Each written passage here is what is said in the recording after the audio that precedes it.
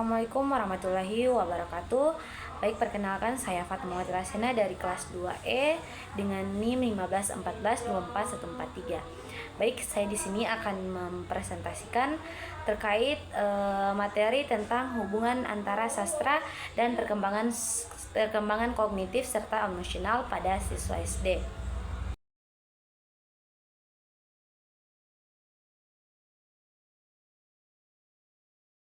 Baik, sebelumnya sastra sendiri itu memiliki peran penting dalam perkembangan kognitif dan emosional pada siswa SD. Pertama itu ada hubungan antara sastra dan perkembangan kognitif siswa dalam mengembangkan kemampuan itu dapat membantu siswa dalam mengembangkan kemampuan berpikir kritis. Nah, yang dapat perkembangan kognitif secara itu yang pertama adalah menganalisis perkembangan dan kemampuan cerita dalam sastra, memahami dan memperoleh indikasi dan memahami karakter dari perkembangan emosi sendiri. Nanti dia adalah proses perkembangan kemampuan mengelola dan mengatur memahami karakter dan motivasi dari siswa.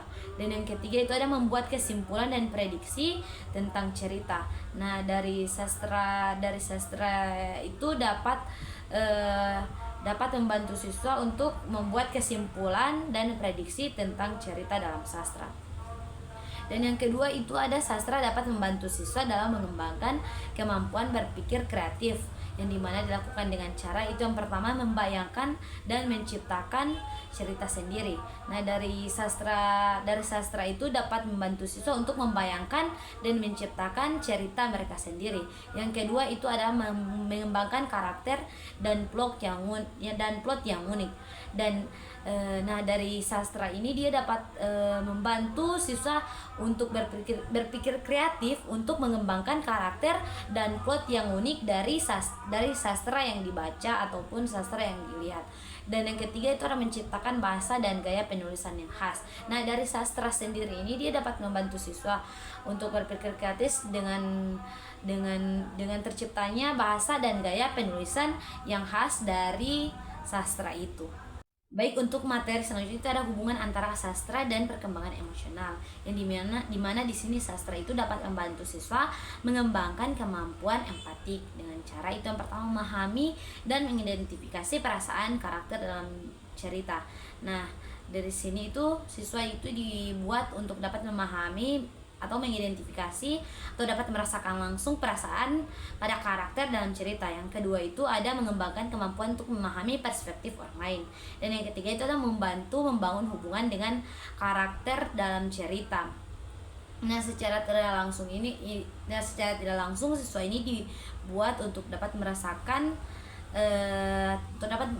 atau berhubungan langsung dengan karakter yang ada dalam cerita.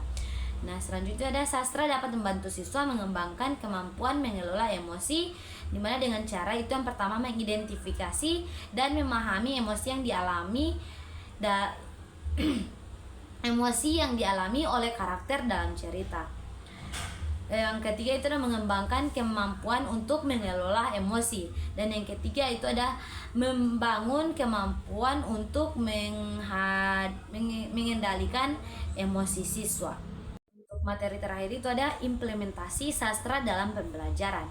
Nah, di sini itu guru dapat menggunakan sastra sebagai alat pembelajaran dengan cara itu yang pertama membaca cerita bersama-sama di kelas. Yang kedua membuat diskusi dan analisis tentang cerita dalam sastra.